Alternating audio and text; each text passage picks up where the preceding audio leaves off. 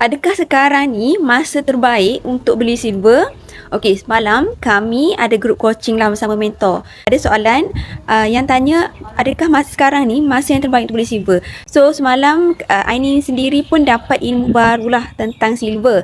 Sebab selama ni pun kita banyak ataupun familiar dengan ilmu emas. So, kita tak familiar sangat dengan ilmu silver ataupun perak ni kan. Jawapan daripada mentor sebenarnya untuk kita beli silver ni, paling baik kita refer pada gold silver ratio.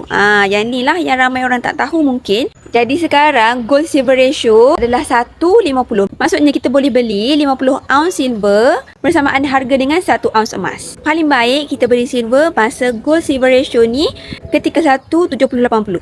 Paling tak okey sekali ketika gold silver ratio ni pada 1:30. Yang tu paling tak okey. Tapi sekarang gold silver ratio adalah pada 1:50. Maksudnya silver sekarang mahal lah. Cuma macam Aini selalu share lah, kalau kita nak simpan emas perak ni untuk jangka masa panjang dan kita tak nak jual pun untuk setahun dua ni, boleh je asalkan kita tak beli dalam jumlah yang besar lah. Maksudnya memang kita konsisten ambil DCA, iaitu pemurataan harga. Setakat kita nak beli 10 gram 20 gram is okey lah.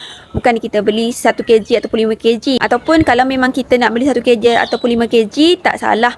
Cuma dari sudut waktu dan dari sudut gold silver ratio, ini bukan masa yang terbaik. Kesimpulannya, harga turun dan naik, kita konsisten saja simpan emas dan perak. Kalau kita sebagai pelabur emas, mungkin kita boleh buy low sell high. Tetapi sebagai penyimpan emas dan perak, kita boleh beli bila-bila masa saja. Nak mulakan simpanan emas perak, boleh isi borang sign up untuk Aini bantu dalam langkah-langkah simpanan emas yang terbaik.